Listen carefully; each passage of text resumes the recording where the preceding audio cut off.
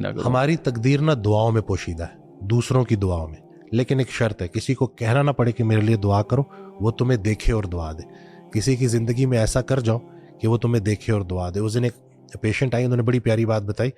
کہ ایک خاتون میرے پاس آئی، ان کو آپریشن کے لیے پیسے چاہیے تھے، کہتے میرے پاس پیسے تھے نہیں، تو میرے پاس کانوں میں نا سونے کی بالیاں، تو بالکل نا ایک ریفلیکس ہوا نا کہ ایک دم سے میں نے وہ کانوں کی بالیاں اتاری اور میں نے اس کے ہاتھ میں رکھ دی کہ اس سے کوشش کر لو اگر ہو جائے۔ اور میں نے کہا بہن دعا کرنا، تو کہتی ہیں کہ بہن وہ جو دعا نکلنی تھی نا نکل گئی، اور یہ کہہ کے وہ رونا شروع ہو گئی۔ کہتے ہیں زندگی میں پہلی دفعہ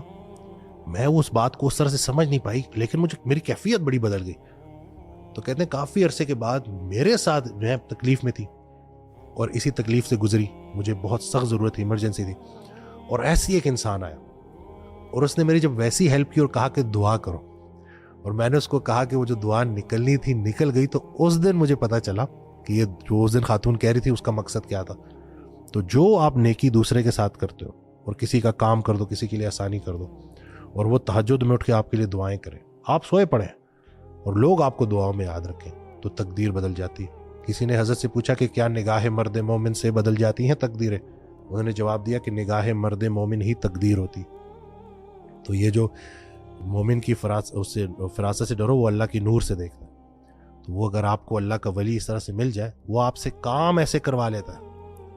وہ آپ سے کوئی نیکی ایسی کروا لیتا ہے، وہ کسی ایک